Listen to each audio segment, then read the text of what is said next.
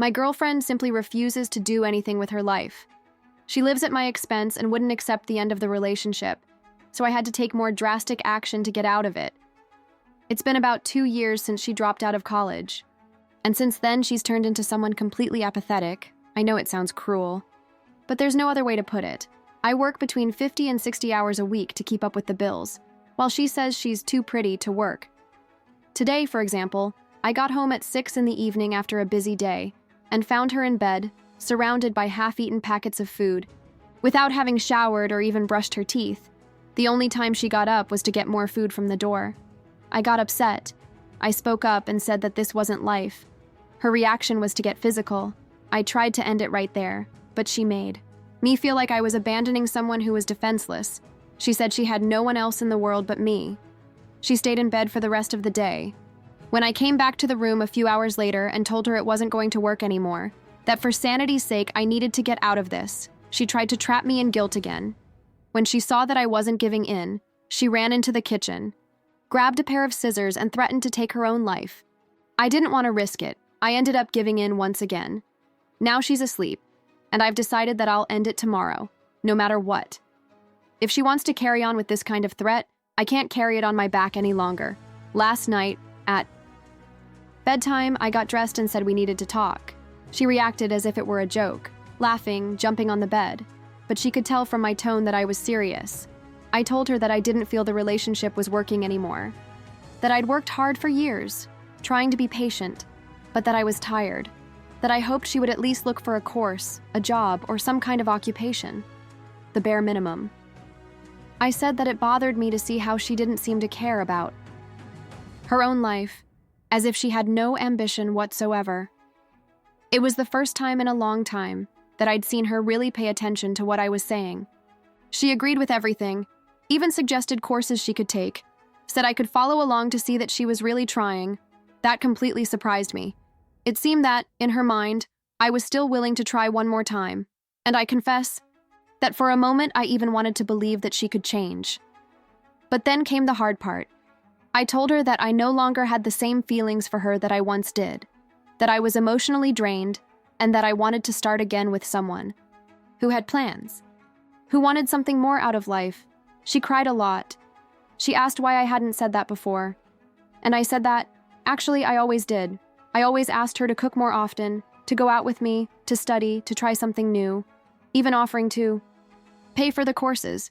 She said she understood, but that she didn't think it would make me lose interest in her. In her mind, I was still there because I wanted to be.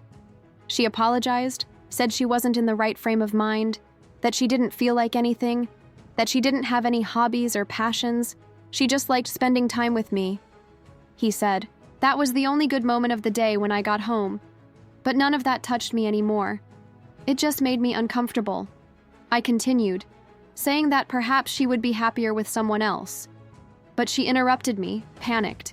She apologized. Again said she was going to change, that the next day she would go with me wherever I wanted, and that she was already thinking of starting a course in August. She repeated several times that she didn't want to lose me because I was all she had. She said she hated the idea of me not loving her anymore. She cried a lot. I said we could talk again when she was calmer. An hour later, she asked me for 2 months to prove that she could change. She promised everything again. She showed me a list of places where she was going to try to apply for jobs and swore that she would be a better partner. I never wanted to leave her on the street. So I accepted this agreement, even though I was full of doubts. I stressed that I wanted to meet other people, but she seemed much more determined to fight for the relationship than to actually change. She said that it would only take a month to show changes, and asked me all the time what she could do to make me like her again. What she feared most was being hated by me. She said that was what hurt the most, the only person she still trusted. Walking away, she was on the verge of falling apart again, so I said, okay, let's see how it goes in a month. I thought to myself that if she really wanted to change, 2 months would give her time, and if she didn't, that month would be enough for her to prepare herself emotionally to accept the end. I slept on the sofa that night and will probably continue to do so. Around 3 in the morning, she came over, wanted to talk more, but I said I was exhausted. So she lay down on the floor next to me and spent the night there, crying softly under the blanket, apologizing. it was one of the hardest things I've ever experienced. But just having said everything that was choked up makes me feel much better. I still don't know what this story will be like in 2 months' time, but I've decided that this is the deadline. She asked me when I stopped loving her completely, and, as I've tried to explain before, it wasn't something that happened suddenly. Through a single action, it was a feeling that wore away, day after day, until there was nothing left. I said it calmly, trying to be as honest as possible. Then she wanted to know when I felt the most anger. I asked for some time to think. A few minutes passed, and even though I didn't really know how to put it into words, I started talking. I told her that everything really started to go wrong when I entered the hospital. The routine there was heavy. It was an intense, demanding environment where the pressure never let up. I had to learn by rote everything that college didn't teach me, and yet act as if I already knew enough. It was one of the most stressful periods of my life, but it was also when my mentality changed.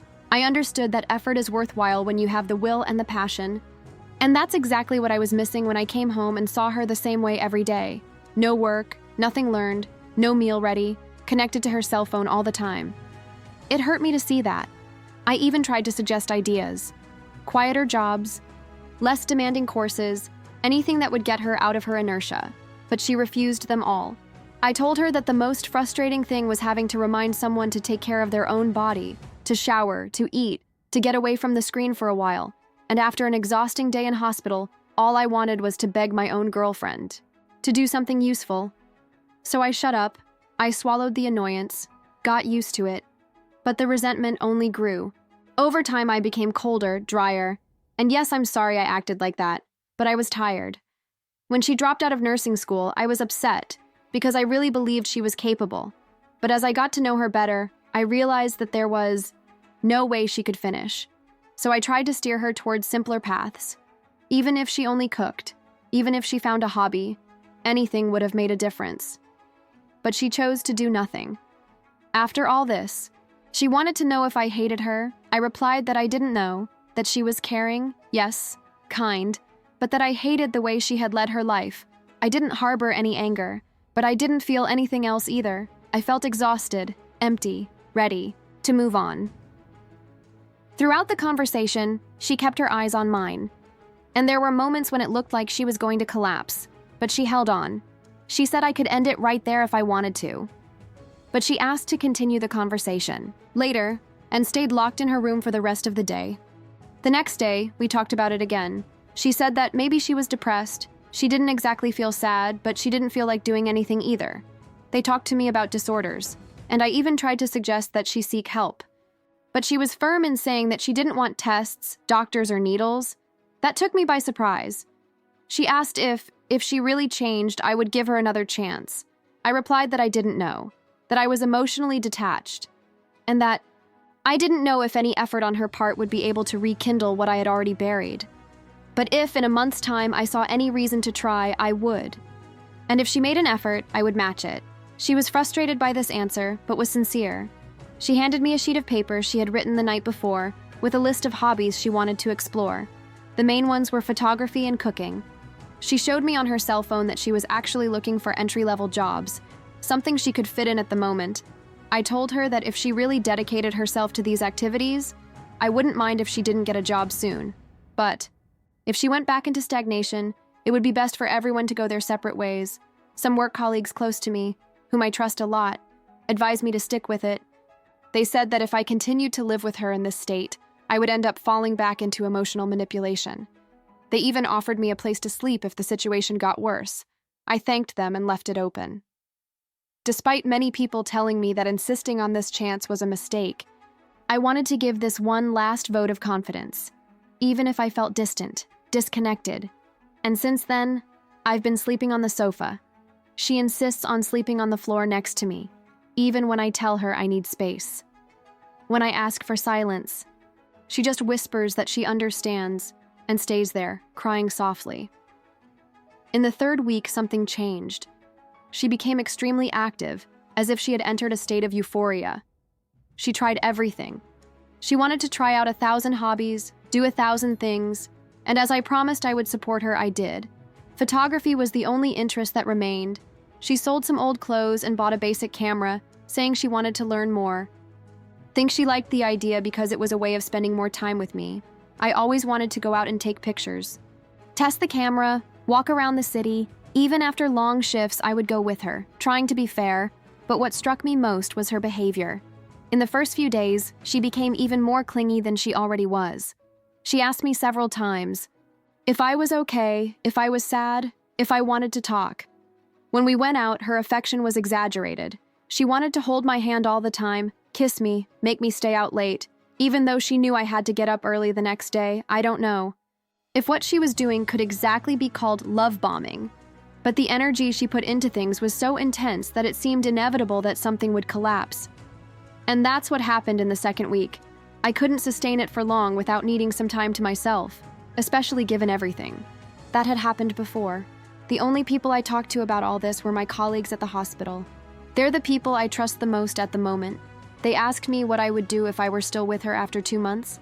I replied that my lease was about to run out, which brought me some relief, because if things got worse, I wouldn't hesitate to move out. But at the same time, this deadline gave her the chance to figure things out for herself. They were worried. They said I was coming to work more tired than usual, which you could see in my expression.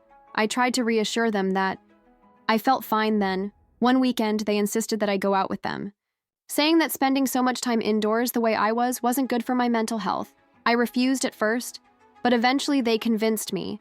I spent practically the whole day with them. And honestly, it did me a lot of good. My mood improved. A lot. Of course, my girlfriend wanted to know where I'd been. I said I was with friends. She was disappointed because she'd expected us to spend the day together, but I promised that the next day we'd spend the whole time side by side. Since then, I've received frequent messages saying that I should stay away from my friends, that they're manipulating me, trying to influence my decisions. But you can think what you like. I know they're good people who only want me to do well. They're the ones who helped me quit smoking this year. And even though this has increased my anxiety at times, my health has improved a lot because of it. In the environment where I work, the bonds we create are different. I would trust them with my life. Without a second thought, and then came the fourth update, I knew the emotional shock was coming. And I was right. It was ugly, loud, and could have been avoided at several points. When I wrote the last part of what was happening, I wasn't in a good frame of mind. Writing it down, reflecting on everything, helped me calm down a bit. I'm ashamed to admit it. But I started smoking again. Even so, it helped me not to fall apart. At that point, without my friends, I had nowhere to run. Only this breakdown. I couldn't tell them. I didn't want them to get even more involved. There was a moment when she wasn't in a good mood during a walk we took around the city. When we got home, she accused me of being cold, distant, as if I was angry or annoyed with her. I tried to be direct and honest, saying that what bothered me was the constant need for affirmation and affection. It was all so constant, so suffocating. She still slept in the living room every night, and I didn't have a minute's time to myself in the house. And after so many outings, so many demands, I was exhausted, tired physically, emotionally. My colleagues said that my expression gave everything away, and I think my girlfriend could see it too. She was extremely upset. She barely spoke to me for the rest of the day, and the next day she was visibly melancholy. Perhaps if I had communicated better at the time, much of this could have been avoided. But instead, I just took some time for myself. I slept, I drifted off. I was finally able to be alone for a few hours, something that hadn't happened for weeks. Then came the third day. That was the day of the final breakdown. A lot happened, a lot of words were said, and from then on, everything got harder. I woke up late and left the house without talking to her. Over the last few days, she had gone back to sleeping in our room since her mood had taken a turn for the worse. At the hospital, my mood was lighter. I'd slept well, rested, spent time alone with myself, and that felt good. I even agreed to go out to eat with my colleagues after work, something I'd been refusing for the last few weeks. I got home around 9 in the evening, maybe even later, and I'd had a few drinks. And this is where things get harder to write. When I came in, she was sitting in the living room staring at me. She didn't say a word. She seemed to have been there for hours. With no cell phone, no TV, just staring at the emptiness. I got a bit scared and asked her what she was doing. She just asked where I'd been. I said I'd been out with friends. She immediately wanted to know if they were my friends from work.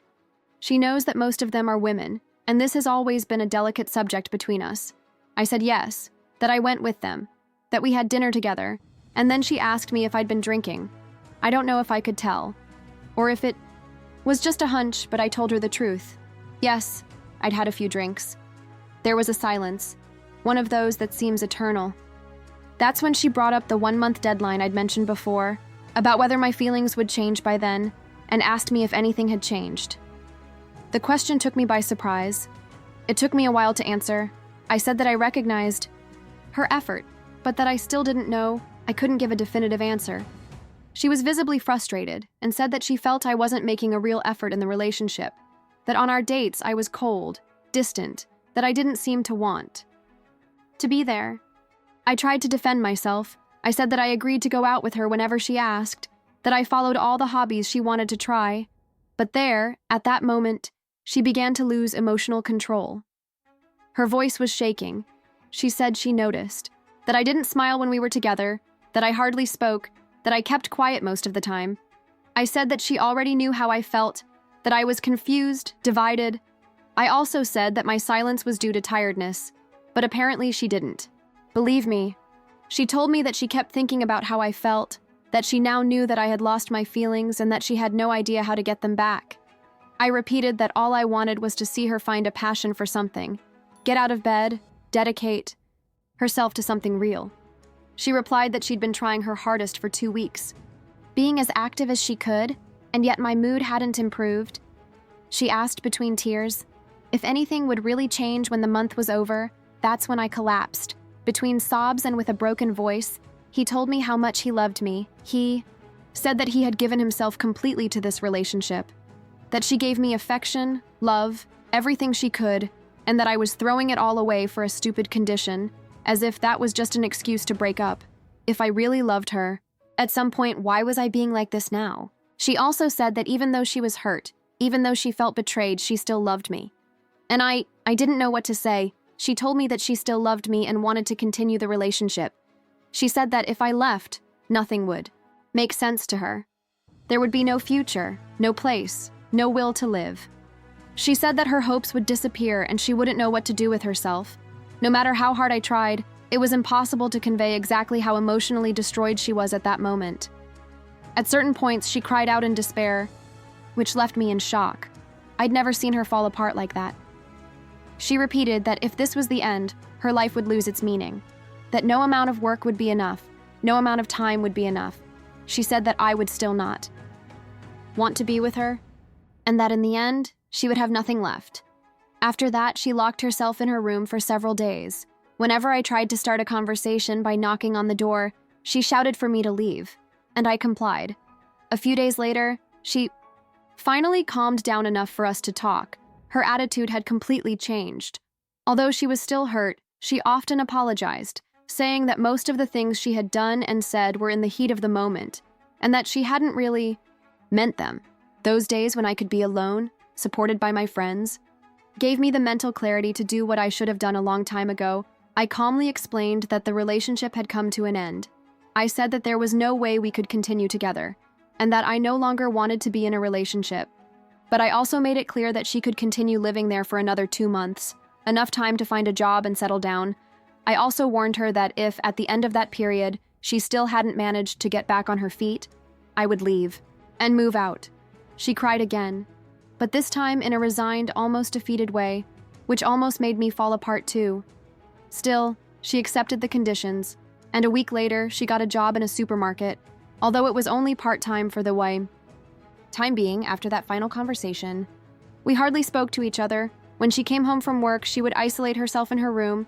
I stayed on the sofa, already used to it, and didn't mind too much.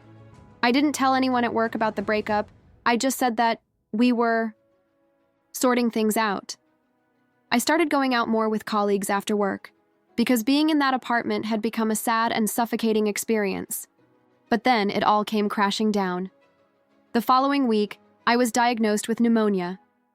At first, I thought it was just a cold, but on one particular day, the illness took me down with everything. It was almost impossible to take a deep breath. My lungs felt half full, the coughing was constant, and the fatigue extreme. Even as I write this update, now almost recovered, I still need an inhaler to breathe better.